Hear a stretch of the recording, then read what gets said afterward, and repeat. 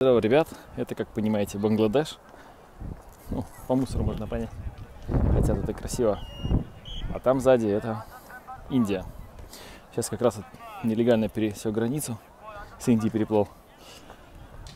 А почему? Ну, потому что, если сами понимаете, если вы один раз пересекли границу нелегально, у вас в паспорте нету штампа, и чтобы улететь, нужно обратно заплывать или там залетать, не знаю. В общем, чтобы со штампами не было проблем. Вот. Если так немножко тему поразминать, какого хрена эти границы, какого хрена кто-то вообще говорит, туда можно, туда нельзя. Я, например, гражданин мира, у меня даже паспорт есть. Можете погуглить, что это такое. Вот, и, ну, понятно, что кто-то когда-то завоевал территорию, потом там поставил свою палку, я сюда тебя не пускаю, потом здесь люди, которыми я управляю, которых я там, не знаю, могу послать на войну, могу заставить их там дань платить и все остальное. Ну и всякие другие свойства рабства. Вот. И как от этого всего избавиться, да? То есть страны, как это? Они между собой имеют какие-то договоренности, кто-то кого-то принимает, кто-то кого-то признает, не признает, кто-то кому-то может какие-то условия ставить, там, бла-бла-бла. Но я сегодня все это к чему? Как сделать так, чтобы можно было просто тупо путешествовать? Блин, какого хрена какие-то люди решают, куда можно пойти, куда нет? Когда мы говорим, что на Луне землю продают, на Луне землю продают.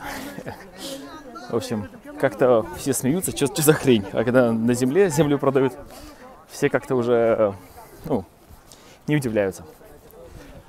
Вот. Хотя, по сути, это то же самое, да? Как говорится, мы живем в свободной стране, да, попробуйте бесплатно покушать или оградите кусочек земли, на котором никого нет.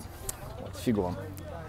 Вот. А для того, чтобы можно было путешествовать спокойно по миру, вам, конечно, нужен паспорт и все остальное, но чтобы не было границ, и чтобы какие-то идиоты просто там, я в свою страну никого не пускаю, или в мою страну нужно виза делать 15 лет, короче, и тебе нельзя, ну и, в общем, посольств у меня тоже нормальных нет, и поэтому хрен попадешь в мою страну, потому что я так решил, и еще без вызова хрен едешь.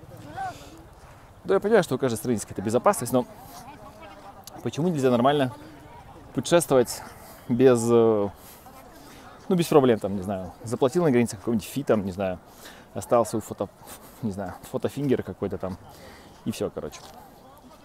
В общей базе проверили. Чтобы это сделать, ну вот, конечно, еще раз, гражданин мира или правительство мира, посмотрите в интернете такие вещи. Эти, конечно, такие небольшие шаги вперед, но чтобы мир был нормальным, спокойно можно было в нем перемещаться, там, без каких-то больших проблем, кто-то об этом должен заботиться. Ну, естественно, чем больше людей заботится, тем больше людей поднимает проблему, тем больше в тупых странах людям дают по шапке, в умных странах кому-то дают по шапке. И тем больше страны консолидируются, не знаю, какие-то общие сообщества, и со временем, наверное, когда-то будет такое, что можно будет без виз ездить везде. Может, люди осознают, что они воевать не должны друг с другом, хотя с друг другом всегда будут воевать, но хотя бы осознают, что основная проблема для человечества это не оно само. Вот. Для этого, наверное, что?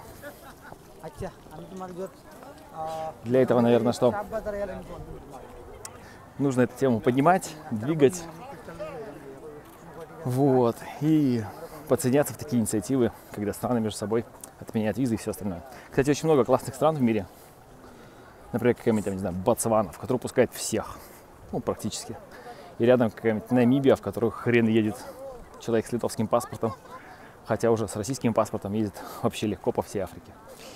А литовский паспорт, который везде рекламируют, ну, во многие страны, например, Китай, не попадешь практически, если за редким исключением. Вот. Ну и поднимая эту тему, кто-то может задумается, кто-то может кого-то пнет.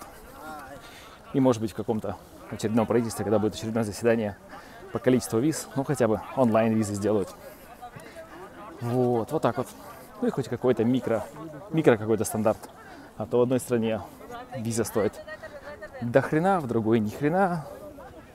Формы там могут быть сколько хочешь, рассмотрение виз сколько хочешь. Ну и во многие страны до сих пор по облегченной программе получить визу занимает 3 месяца, и все 3 месяца без паспорта. Ну еще при этом куча бабла и все остальное.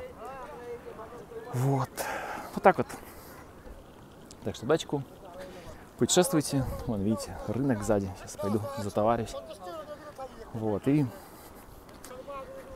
задумайтесь об этом и делайте маленькие свои вложения. Когда меня спрашивают, почему в стране нет туристов, я всегда этих иммиграционные службы и министерства пинаю просто фейсом об тейбл, когда меня спрашивают, что надо сделать, чтобы было больше туристов.